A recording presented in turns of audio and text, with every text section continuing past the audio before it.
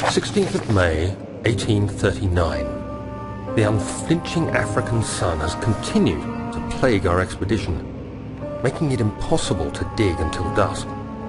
How Professor Herbert managed to find the location in these vast plains of nothingness remains a mystery to me. When I asked him about the tomb again, he told me about the legend of Tin Hanan, the mother of us all. An interesting story in its own right, but I can't help feeling there's more. Later that evening, we uncovered a passage beneath the dunes leading to a sand-covered stone structure. The professor was confident it was the tomb we sought and ordered the others to clear the way late into the dark, cold night. Tomorrow, I shall lead the men into the ancient structure, hoping to reach the burial chamber. No matter what the professor is keeping from me, the dig should yield something interesting to take back to London and the British Museum.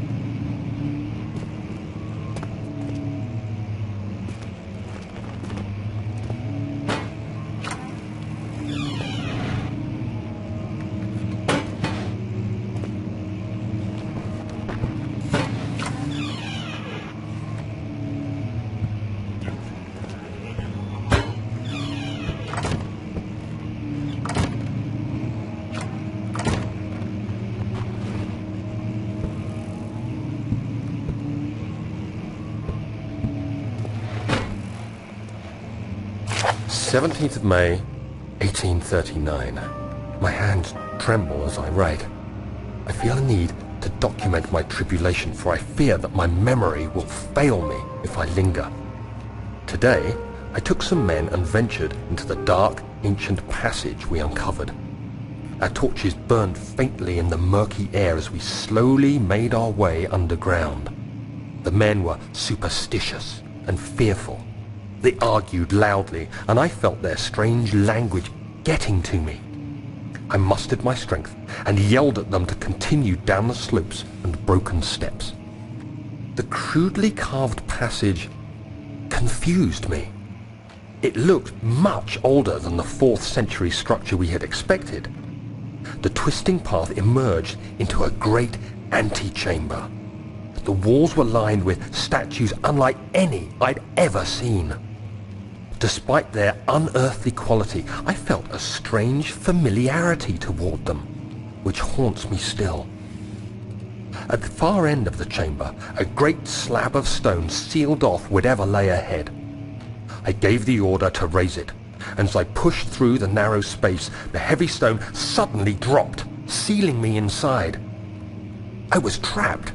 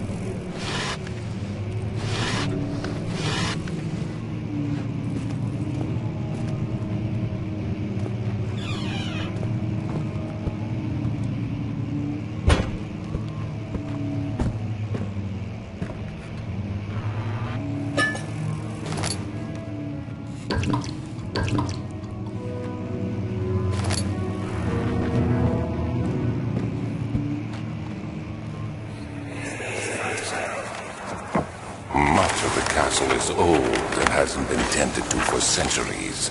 When the shadow arrives, it won't take long until things start falling apart. We're just buying time anyway. Let's do what we can. There isn't much to be done about the wars. We should reinforce weak structures. The ground will tremble and there's a risk everything will cave in on us, especially downstairs. Here, and there. Let's get the servants working on it.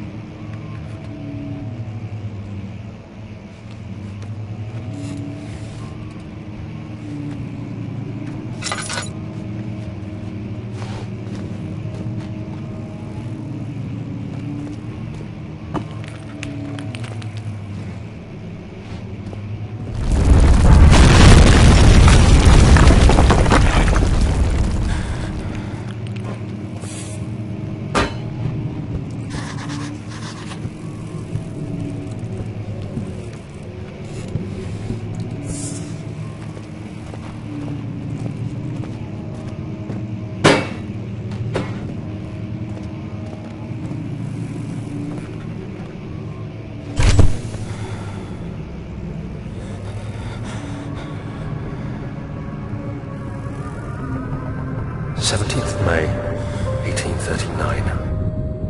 After pounding the unforgiving stone wall for what seemed like an eternity, I realized it was hopeless.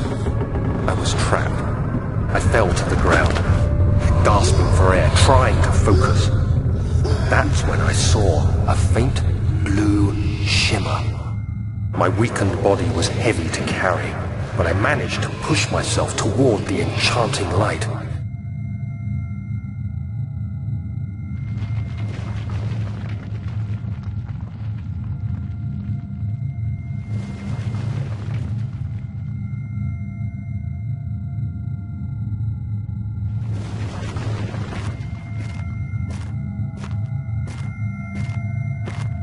It was waiting for me. Enclosed in dark nothingness, I felt myself drawn to the mystic light. I reached out, closing it in my hands. The faint glow escaped my fingers and began to spark brightly and spirit me away, unlocking alien memories of spiraling towers, endless deserts, and impossible geometry. The next thing I can remember is the grating sound of stone being lifted, the voices of the Arabs pulling me to safety, and grasped firmly in my hands was the broken pieces of a most peculiar relic.